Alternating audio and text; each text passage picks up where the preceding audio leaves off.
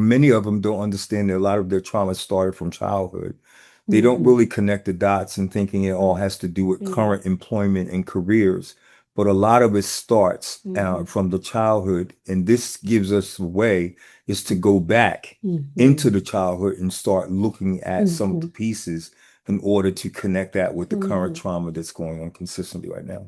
Welcome to the First Responder Families podcast, sponsored by Shadowproof at FHE Health, a nationally recognized behavioral health provider.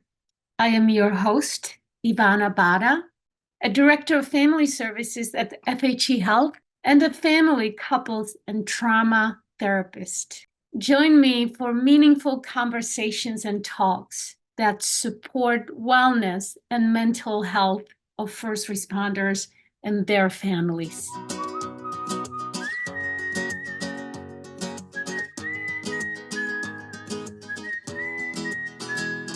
Hello, first responder families. Welcome back to this monthly episode. It's going to be an interesting topic, and I'm so delighted to introduce you to Arthur Cobb.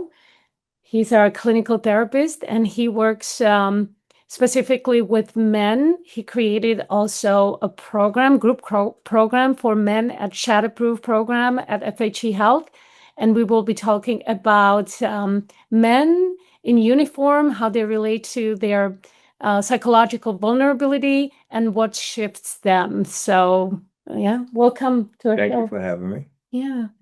Art is a clinical therapist. He has a couple of master's degrees, and he works with first responders at Shadowproof program at FHE Health. And so I wanted to ask you, Art, why are you so passionate about helping men to heal their emotional pain and their trauma? This started with myself personally years ago. I've been in the field a little over 20 years. And there was some healing that I needed that I didn't think I was able to get through individual therapy. And I was stuck when it was in regards to my own father and some issues that I had. And when I was introduced to the experiential therapy, psychodrama, Gestalt, it was very interesting to me because I felt like I was getting somewhere or being able to start to heal. And that's where this comes from for me in regards to healing with men, because I didn't think I would ever get past a stage of the dislike and the resentments that I had with my own personal father. I was just stuck for so many years in my life.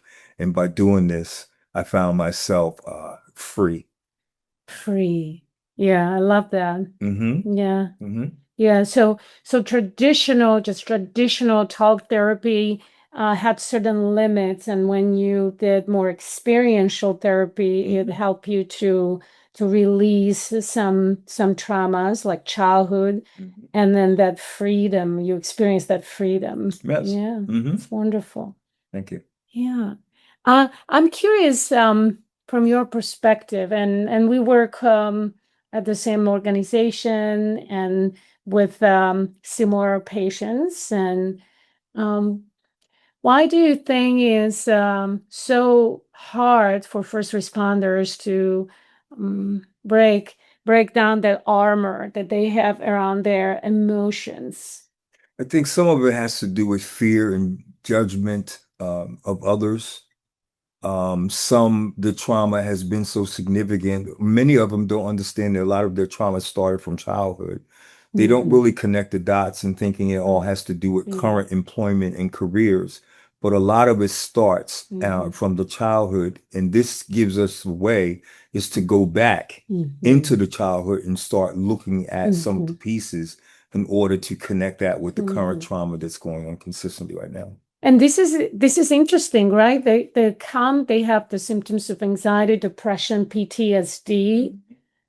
They may have developed addictive or other compulsive behaviors as a way of coping with those symptoms. Right. And they come to treatment, and then they find out very quickly that there might be some adverse childhood experiences that they never really addressed.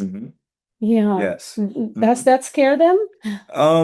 Initially it does, Mm-hmm. but it's been welcome too because it's been bottled up for so long. And so they're no longer afraid once they do this because they've never had the avenue or couldn't process it to even articulate the information. So they've stuffed it and they continue with their career and their life. And that's what's causing a lot of the issues that they're having right now because they have never been faced with or dealt with over the years.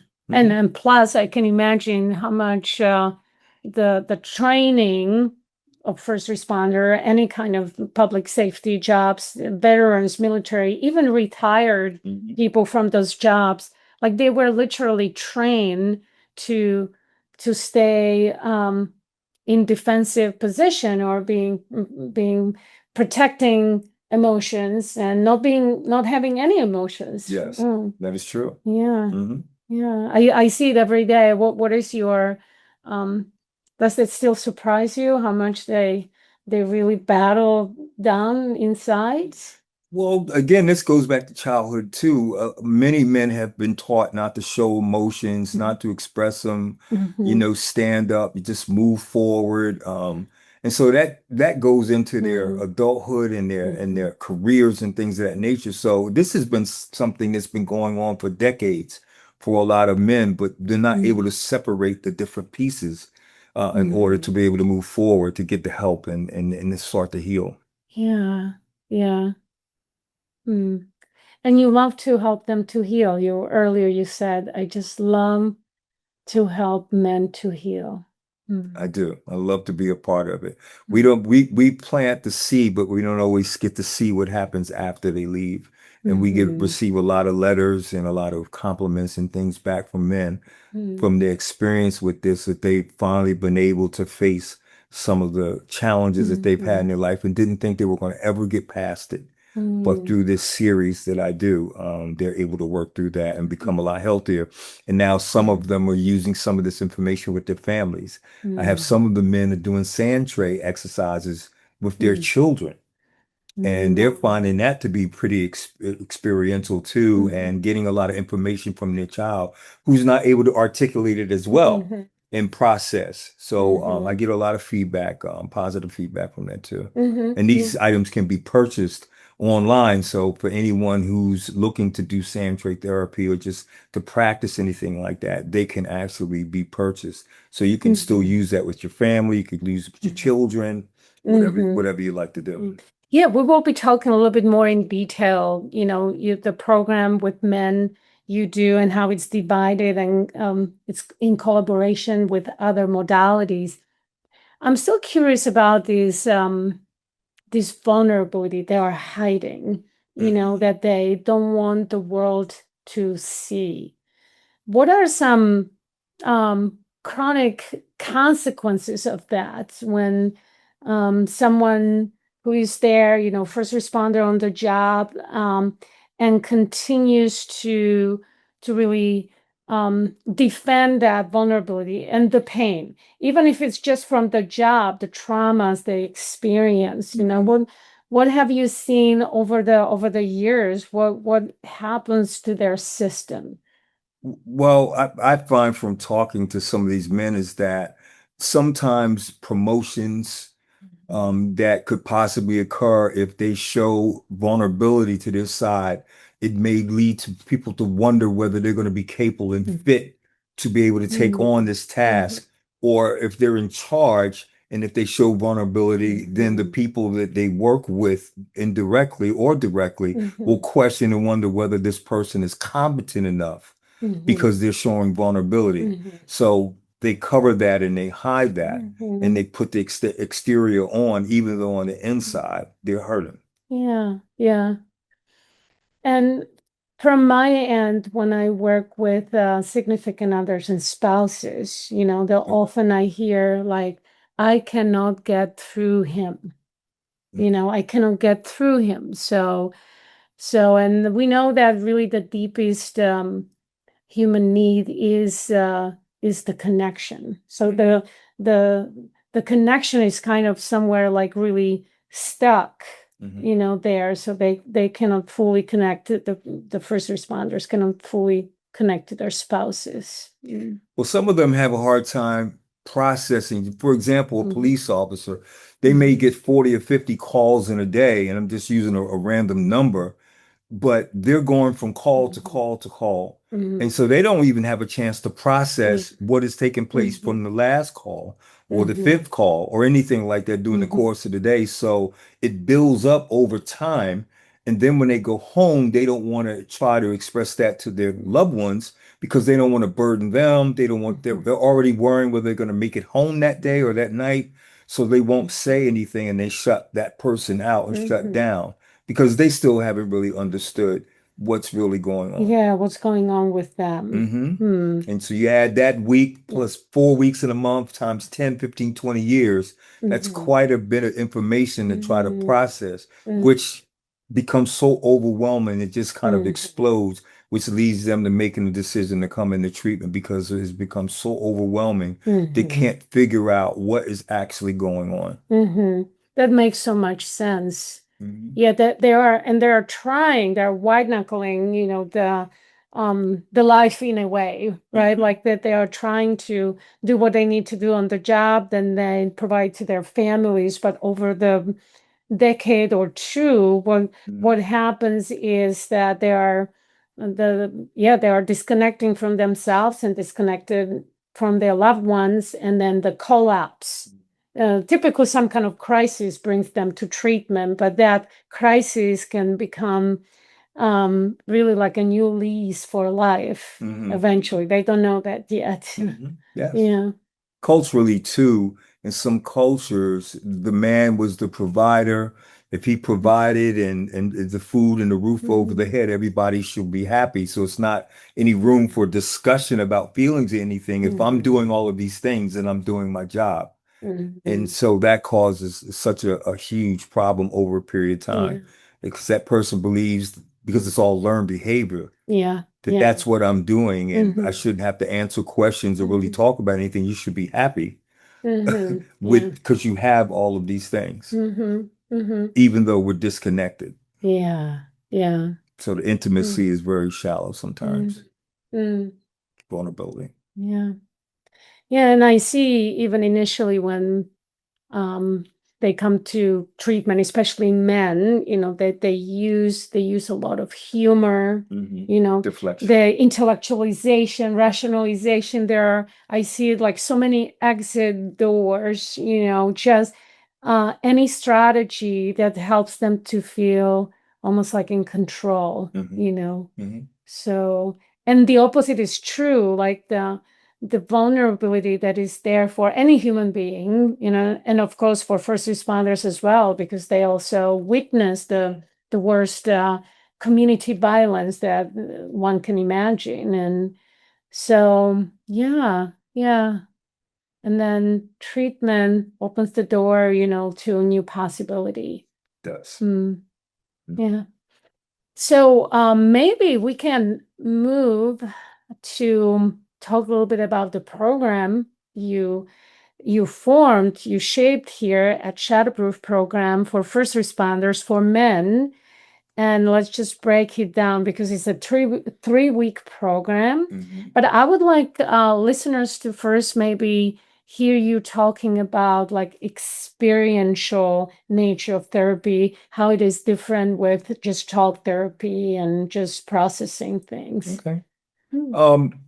So I think that it is a little bit different because it takes you into the inner person. You don't have to really hide anymore. And it allows for vulnerability this way, which is a lot different than it is through talk therapy. When you start to go back and think about childhood and where you lived and what the room looked like and the house and the outside or the playground or these things, it starts to take you back and you start reliving, which starts to open up. It's like a gateway into the person. And so I think that's what the difference is. It's a gateway to take you back where you almost are actually reliving what was taking place. And so how it's designed in the beginning, I look at where was the favorite room where the family would live? Was it wintertime? Was it summertime? What did you have? What did the house look like? What did the color of it? Did you have a dog? Were there friends outside? And that takes a person back to they're almost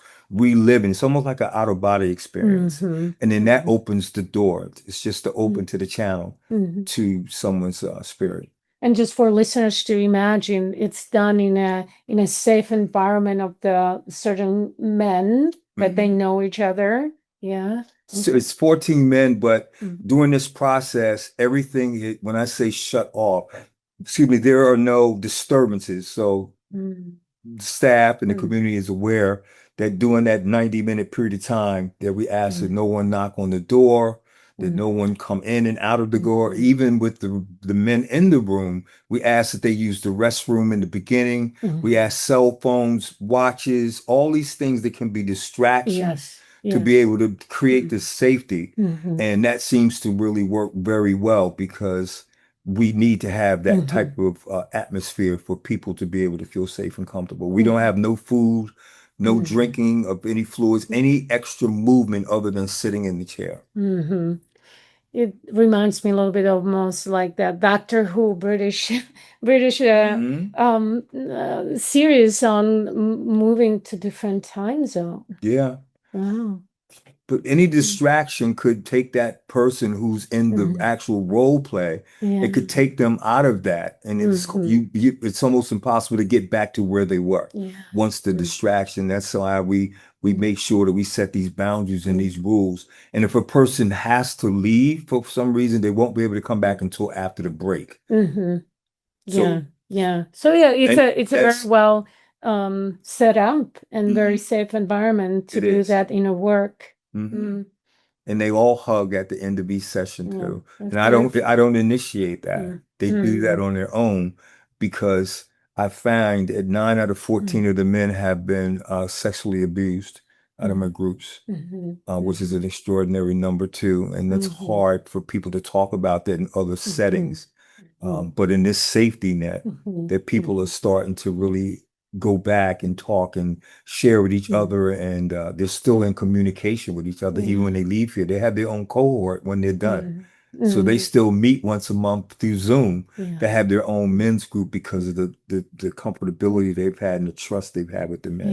Yeah, absolutely. You are naming something that is widely unknown, that how many men generally, but also we see it in first responder community that there are severe abuse and in childhood adverse experiences, and they are doing this experiential therapy work.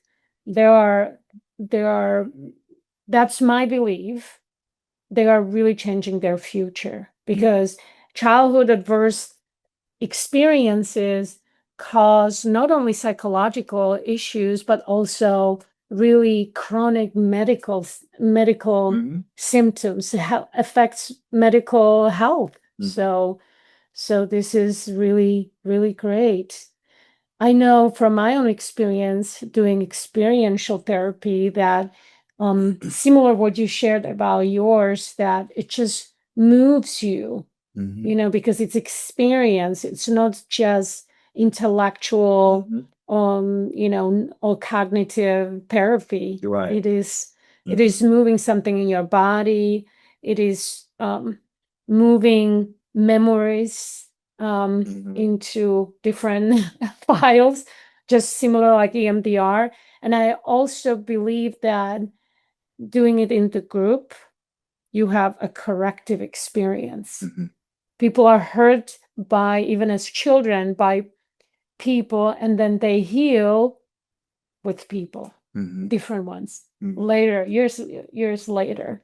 I give the person who's in the role play when they're in the center versus the auxiliary ego, which is the rest of the patients, is to give them a chance to de-roll before they put themselves Mhm. back into the group. Mhm. And generally they'll sit there for about 4 or 5 minutes because it's like an out-of-body experience Yeah. so that they can de-roll Mhm. themselves.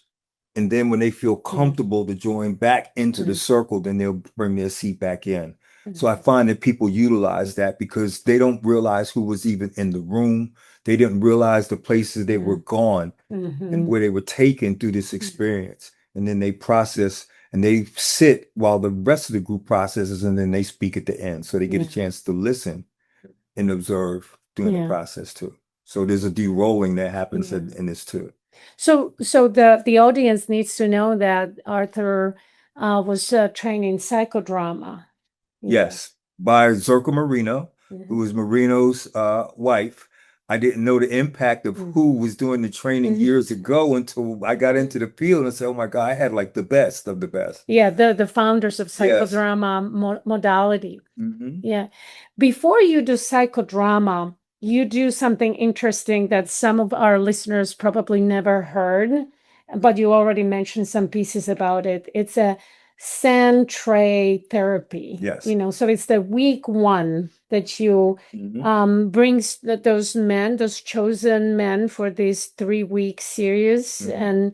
And what do they do with sand tray? Well, simply, and anyone can Google sand tray therapy. You can see it. You could purchase the pieces. The sand tray, every patient has a tray, and then there's sand, maybe about 2 inches of sand in it, and then they have these little pieces. They look like little Sesame Street toys, but they could be a box. It could be a casket. It could be a bottle. It could be a giraffe or anything. Handcuffs, police cars, all kinds of things. And so what he asked them to do is create their life growing up as a child. What did that look like with these pieces? So they designed this sand tray. Some put lines in with their fingers, and they'll put barriers up to separate what it looked like on the outside to other people versus what it looked like on the inside. But nobody really knows what they're doing because it's all nonverbal.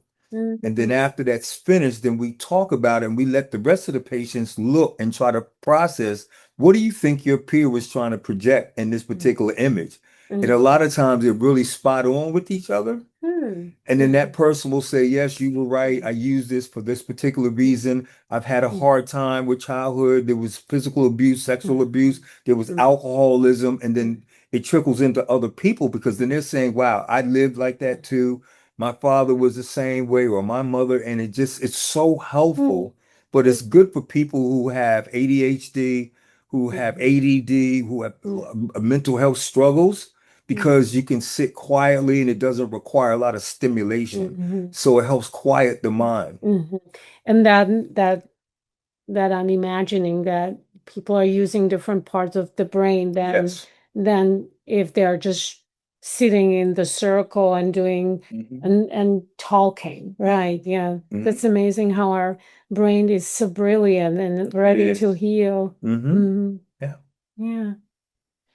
So then the week 2 of this working with men, they feel probably already safe together, and the vulnerability may be already starting, coming up. Yes.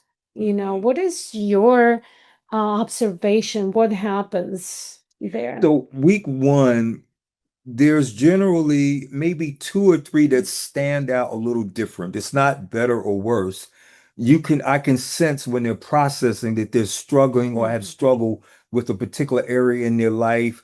Something reminded them of their father, it triggered them, they start to cry while they're processing.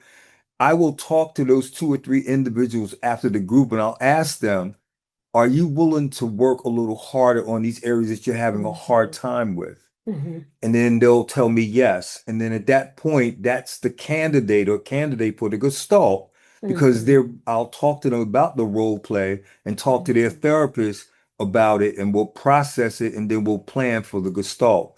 So they do breath work in the second week, which is still the same group of men. Yeah. Yeah. And then that sets the stage for the Gestalt. So they've been together now through these 3 sessions. And then now when we're doing the Gestalt, everybody knows each other, they know their background, the trust is built there, and then that's how we get to this particular point. So I designed it in that way. So this all childhood going into becoming an adult, and then you get a chance to experience this through breath work and same as in the Gestalt role play. So that's how the person or people could be selected. Yeah. And that's a really a nice process and gives some time to, brain heart, nervous system to integrate these changes that yes, other people are safe. Yes, when I share, when I show, my emotions, when I break down, it's okay. It's safe with others to open up. It is. Hmm. It is. So that's just again just like priceless experience that changes everything if people become safe, because Yes. nervous system considers people, even people who are safe, nervous system would still put that barrier. No, we won't open up, we won't really tell people what happened. Mm. Mm.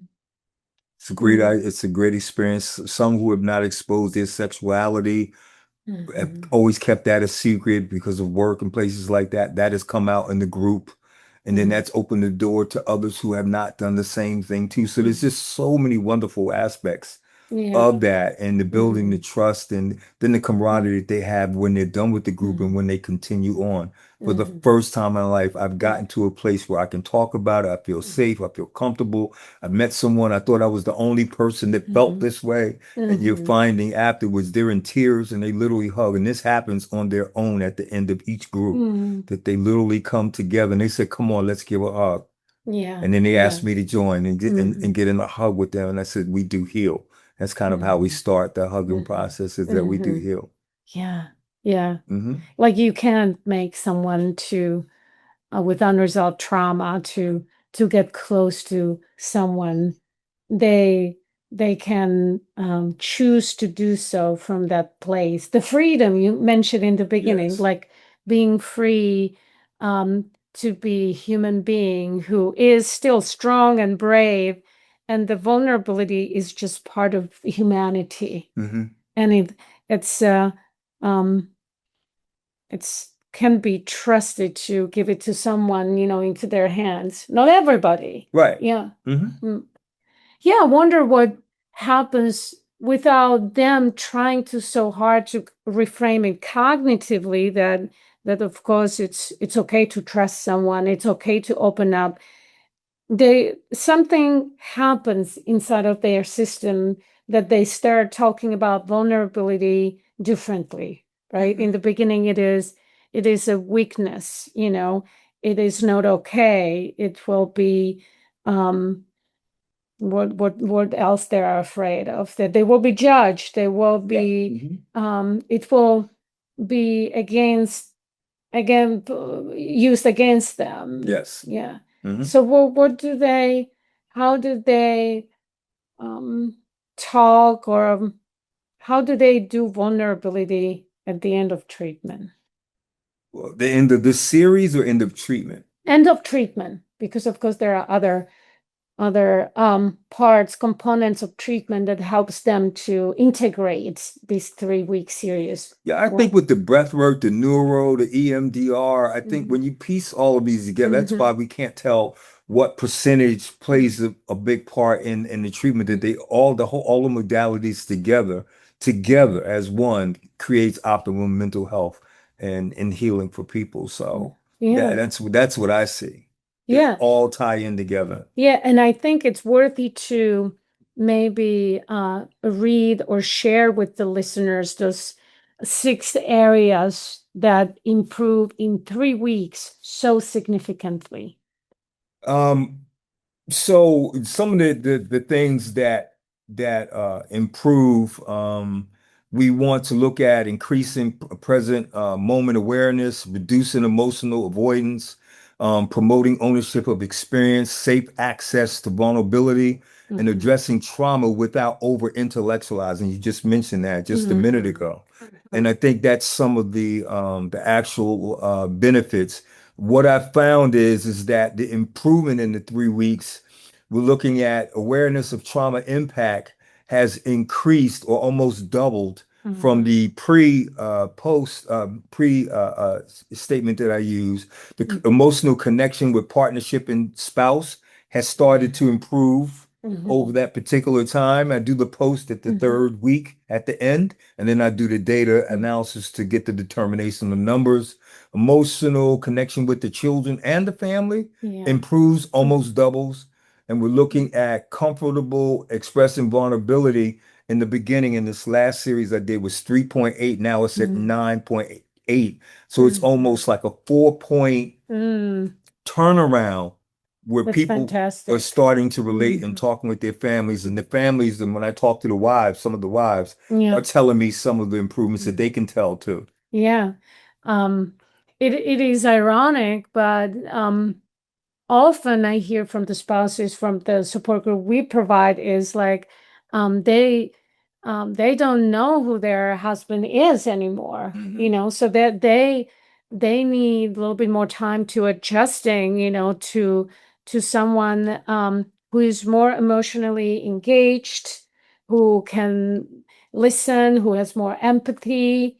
They're not reactive, and they're I call it like softening up. They soften up, and they're still those great brave men they have always been.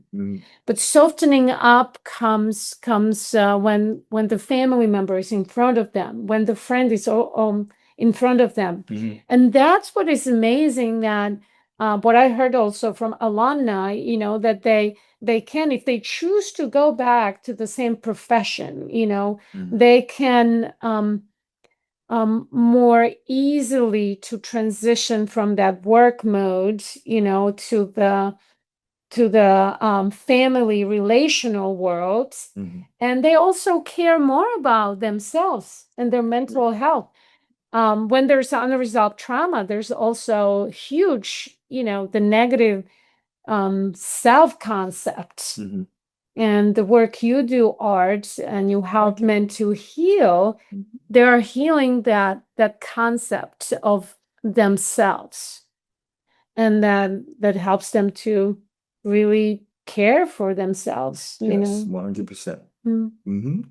Yeah. Thank you. Yeah, beautiful, beautiful. I'm so happy I learned a little bit more about what you do. I hear it from patients and their spouses, and Thank you. yeah, it's very admirable. It's a passion. This is my project. It's my baby. It's what I love to do. I just love to see men heal. I get more excited than they get excited sometimes about seeing them healing, where they finally get a chance to find out who they are. And I always tell them that I think you should understand what your purpose is and how you measure success. And that's how we end our 3 weeks. Is what is your purpose and how do you measure success for you in your life? Yeah. Now, the end of the third week, and they're very close to probably finishing treatment.